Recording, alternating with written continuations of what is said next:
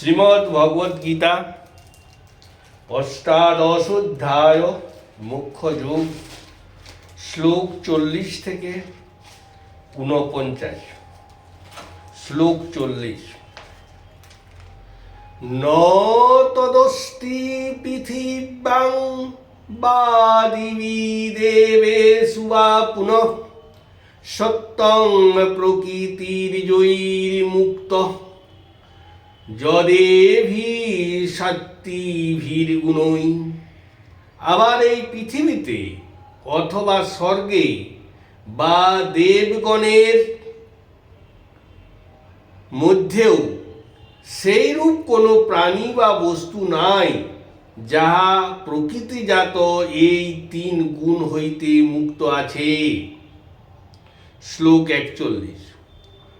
ব্রহ্ম নক্ষত্রিয় বিশাং শূদ্রনাঞ্চ পরন্তপ কর্মাণি প্রবিভক্তানি স্বভাব প্রভৈ গুণৈ। হে পরন্তপ, ব্রাহ্মণ, ক্ষত্রিয়, বৈশ্য ও শূদ্রগণের কর্মসমূহ স্বভাবের প্রভাব অনুসারে হয়ে থাকে। এই গুণসমূহ স্বভাবের সহিত প্রকৃত রূপে বিভাগ করা হইয়াছে। শ্লোক 42। সমোদমস্তপ শৌচং ক্ষত্রিরার্জবমেব চ জ্ঞানং বিজ্ঞানমাস্তিক্যং ব্রহ্ম কর্ম স্বভাবজম। সংযম, দমন, তপস্যা, শুদ্ধতা, ক্ষমা, সরলতা, জ্ঞান, বিজ্ঞান ও আস্তিক্য ব্রাহ্মণের স্বভাব হইতে জন্ম, তাই ইহাকে ব্রহ্মকর্ম নামে খ্যাত। শ্লোক 43।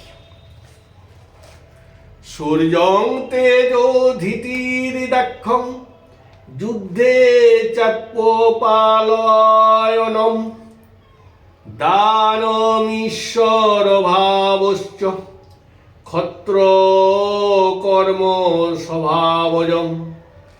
সূর্য, তেজ, ধীতি, দক্ষতা ও যুদ্ধে অপলায়ন, দান ও ঈশ্বরের মতো লোকসমূহকে নিয়ন্ত্রণ করা এ সকল ক্ষত্রিয়ের স্বভাবজাত, তাই ইহা ক্ষত্রিয়ের কর্ম নামে অভিহিত।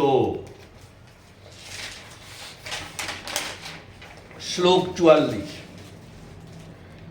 কৃষি গোরক্ষা বাণিজ্যং বৈশ্য কর্ম স্বভাবজম পরিচর্যাত্মকং কর্ম শূদ্রাসাপি স্বভাবজম। কৃষি, গোরক্ষা, বাণিজ্য বৈশ্যের স্বভাবজাত কর্ম। পরিচর্যাত্মক কর্মসমূহ শূদ্রের স্বভাবজনিত কর্ম বলিয়া কথিত হয়। শ্লোক 45। শেষে কর্মণ্যভিরত সংসিদ্ধিং লভতে নর সকর্মনিরত সিদ্ধং যথা বিনোদতি তিক্তচ্ছুতে তচ্ছিনু। ইহারা তথা এই 4 বর্ণের লোকেরা নিজ নিজ কর্ম অনুসরণ করে সম্যকভাবে সিদ্ধি লাভ করে। ইহারা নিজ নিজ কর্মে নিরত থেকে যে প্রকারে সিদ্ধি লাভ করে তাহা শ্রবণ করো। শ্লোক 46।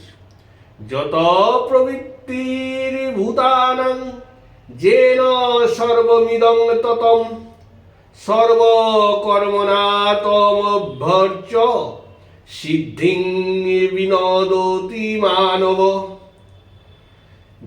যাহা হইতে জীবগণের উৎপত্তি এবং যার দ্বারা এই সমগ্র বিশ্ব পরিব্যাপ্ত আছে, সেই পরমেশ্বরকে মনুষ্য নিজ নিজ কর্ম দ্বারায় আরাধনা করিয়া সিদ্ধি লাভ করেন। শ্লোক 47। শ্রেয়ান স্বধর্ম বিগুণ পরধর্মাৎ সনুষ্ঠিতাৎ স্বভাবনিয়তং কর্ম কুর্বন্নাপ্নোতি কিলবিষম। সুন্দরভাবে অনুষ্ঠিত পরের ধর্ম অপেক্ষা অসুন্দরভাবে অনুষ্ঠিত নিজ নিজ ধর্ম শ্রেষ্ঠ। নিজস্ব স্বভাবের দ্বারা নিয়ন্ত্রিত কর্ম করিয়া মানুষ পাপভাগী হয় না। শ্লোক 48। সহজং কর্ম কৌন্তেয় সদোষমপি ন ত্যজেৎ সর্বারম্ভা হি দোষেন ধূমেনাগ্নির্বিবাবৃতা। হে কুন্তিপুত্র, দোষযুক্ত হইলেও স্বভাববিহিত কর্ম ত্যাগ করিতে নেই, কারণ ধূমের দ্বারায় আবৃত অগ্নির ন্যায় সমস্ত কর্মই দোষের দ্বারায় আবৃত হয়। শ্লোক 49।